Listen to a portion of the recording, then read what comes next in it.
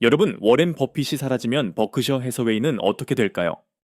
이 질문은 전 세계 투자자들이 가장 두려워하는 순간입니다. 94세의 전설적인 투자자, 언젠가는 우리 곁을 떠날 겁니다. 그런데 말입니다, 여러분. 버크셔 해서웨이 주식을 갖고 계신 분들 혹시 밤잠 설치고 계신가요? 베어핏이 없으면 버크셔도 끝이다 라고 생각하시나요? 아니면 지금 팔아야 하나? 라는 고민에 빠져 계신가요?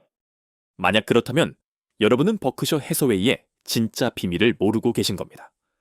오늘 이 영상은 그 비밀을 낱낱이 파헤칠 겁니다. 그리고 여러분이 이 영상을 끝까지 보지 않으면 엄청난 투자 기회를 놓칠 수도 있습니다. 왜냐하면 버크셔는 단순히 버핏 한 사람의 회사가 아니기 때문입니다.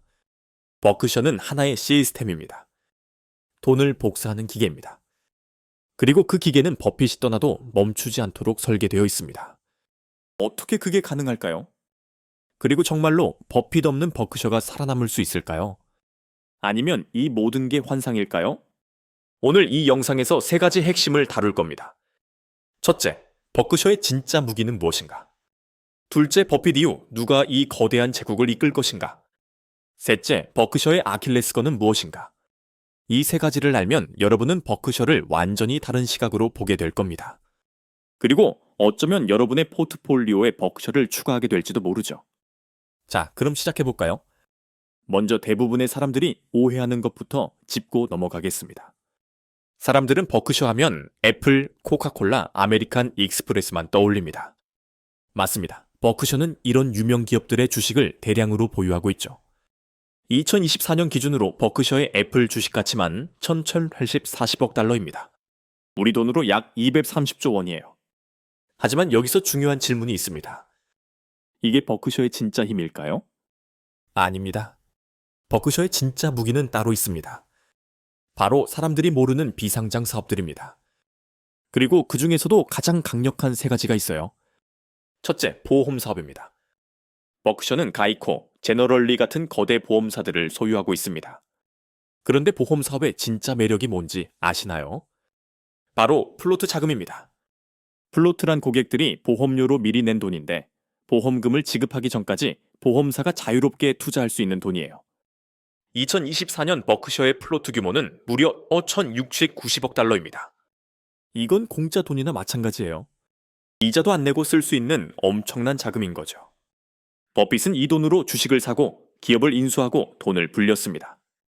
그리고 보험 사업은 계속 플로트를 만들어냅니다. 버핏이 없어도 이 시스템은 작동합니다. 둘째, 철도 사업입니다. 버크셔는 2010년에 BNSF 철도를 340억 달러에 인수했습니다. 이건 미국에서 가장 큰 화물철도 회사 중 하나예요. 왜 버핏은 철도에 투자했을까요? 철도는 해자가 엄청나게 넓은 사업이기 때문입니다. 해자란 경쟁자가 함부로 침범할 수 없는 경쟁 우위를 말합니다. 철도는 한번 깔면 수십 년, 수백 년 쓸 수 있어요. 그리고 새로운 철도를 깔려면 천문학적인 돈이 들기 때문에 경쟁자가 나타나기 어렵죠. BNSF는 매년 60억 달러 이상의 순이익을 냅니다. 그리고 이 돈은 꾸준히 버크셔로 흘러들어옵니다. 셋째, 에너지 사업입니다. 버크셔는 버크셔 해서웨이 에너지라는 거대 에너지 기업을 소유하고 있어요. 이 회사는 전기, 가스, 재생에너지를 공급합니다. 에너지 사업도 철도처럼 해자가 넓은 사업입니다. 정이나 가스는 사람들이 매일 쓰는 필수품이니까요. 경기가 좋든 나쁘든 사람들은 전기를 써야 합니다. 그래서 에너지 사업은 안정적인 현금 흐름을 만들어냅니다. 2024년 버크셔 해서웨이 에너지의 매출은 200억 달러가 넘습니다. 자, 여기서 패턴이 보이시나요? 보험, 철도, 에너지 모두 해자가 넓은 사업입니다. 경쟁자가 쉽게 들어올 수 없고 꾸준한 현금을 만들어내는 사업이죠. 그리고 이런 사업들은 사람이 아니라 시스템으로 돌아갑니다. 버핏이 매일 출근해서 일일이 관리하지 않아도 돼요. 각 사업부에는 이미 유능한 경영진이 있고 그들이 알아서 회사를 운영합니다. 버핏의 역할은 큰 그림을 그리고 자본을 배분하는 것뿐이었어요. 그리고 그 역할도 이제는 후계자들에게 넘어가고 있습니다. 그렇다면 버핏 이후 버크셔를 누가 이끌 것인가? 이미 후계자는 정해져 있습니다. 바로 그렉 아벨입니다. 그렉 아벨은 현재 버크셔 해서웨이의 부회장이자 비보험 사업 총괄입니다. 그는 버크셔 해서웨이 에너지를 20년 넘게 운영하면서 엄청난 성과를 냈어요. 버핏은 그레가벨을 뛰어난 경영자이자 자본 배분가라고 극찬했습니다. 그리고 투자 부문은 토드 콤스와 테드 웨슬러가 맡고 있어요. 이 두 사람은 버핏 밑에서 10년 넘게 일하면서 버핏의 투자 철학을 완벽히 익혔습니다. 특히 토드 콤스는 애플 투자를 주도한 사람 중 하나로 알려져 있어요. 그레가벨의 투자 스타일은 버핏과 조금 다릅니다. 버핏은 전통적인 가치주를 선호했지만 아벨은 에너지와 인프라 쪽에 더 강점이 있어요. 그리고 아벨은 재생에너지 같은 미래 산업에도 적극적입니다.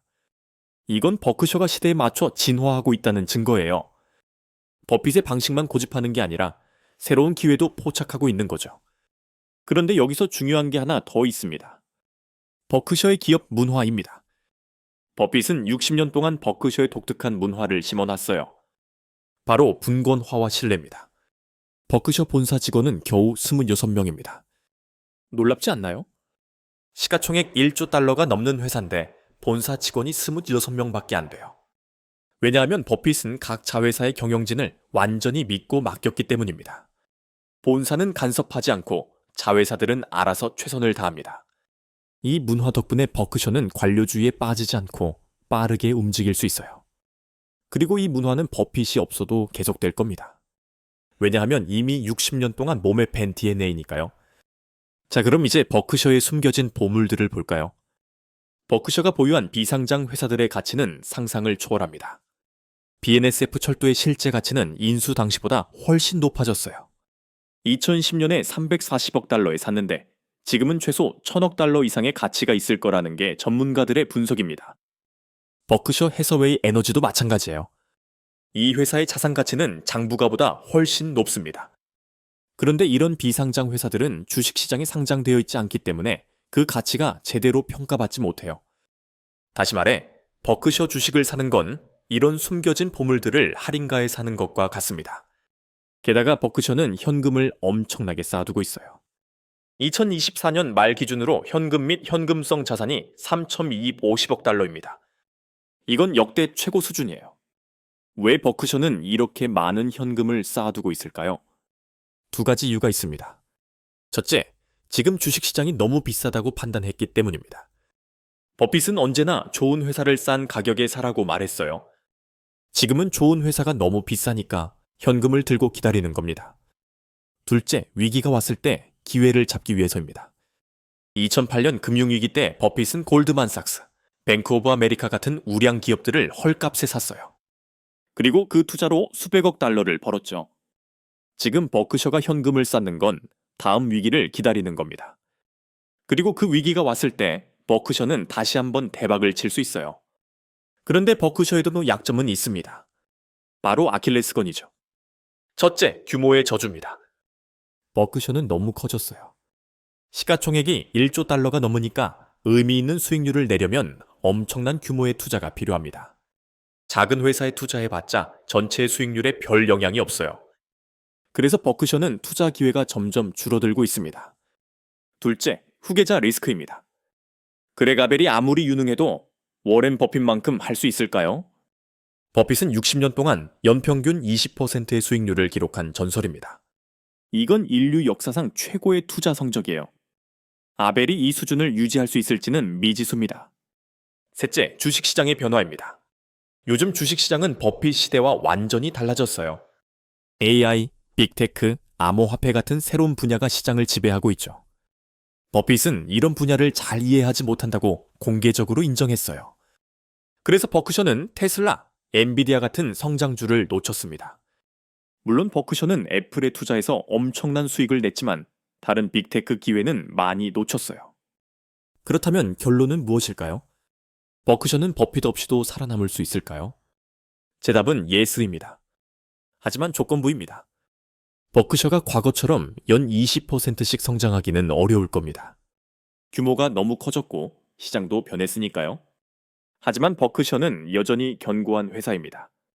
보험, 철도, 에너지라는 세 개의 거대한 기둥이 있고 그 기둥들은 꾸준히 현금을 만들어냅니다. 그리고 3,250억 달러라는 어마어마한 현금이 있어요. 이 현금으로 다음 위기 때 기회를 잡을 수 있습니다. 그렇다면 우리는 어떻게 해야 할까요? 첫째, 버크셔를 장기 투자 관점으로 봐야 합니다. 단기적으로 주가가 오르락 내리락 할 수 있지만 장기적으로는 꾸준히 성장할 가능성이 높아요. 둘째, 버크셔를 포트폴리오의 안전 자산으로 활용하세요. 버크셔는 경기 침체에도 강합니다. 왜냐하면 보험, 철도, 에너지 같은 필수 산업을 갖고 있으니까요. 셋째, 버핏의 투자 철학을 배우세요. 버크셔에 투자하는 것도 좋지만 버핏의 방식을 배워서 직접 투자하는 것도 좋습니다. 해자가 넓은 기업, 경영진이 우수한 기업, 싼 가격에 살 수 있는 기업을 찾으세요. 물론 이 모든 게 확실한 건 아닙니다. 버크셔도 실수할 수 있고 시장도 예측 불가능하게 움직일 수 있어요. 하지만 역사를 보면 답이 나옵니다. 견고한 시스템을 가진 회사는 오래 살아남습니다. 그리고 버크셔는 그런 시스템을 60년 동안 만들어 왔어요. 메이슨 플로트, 철도, 에너지, 풍원화 문화, 유능한 후계자들. 이 모든 것이 버크셔를 버핏 없이도 굴러가게 만들 겁니다. 물론 버핏만큼의 수익률은 기대하기 어렵겠지만 그래도 버크셔는 여전히 훌륭한 투자처입니다. 한국 투자자들에게도 버크셔는 좋은 선택이 될 수 있어요. 달러 자산으로 분산 투자하고 싶다면 버크셔만큼 안정적인 회사도 드물거든요. 게다가 버크셔는 배당을 안 주니까 세금 걱정도 덜하죠. 결국 중요한 건 여러분의 판단입니다. 버핏이 떠난 후에 버크셔를 믿을 수 있나요?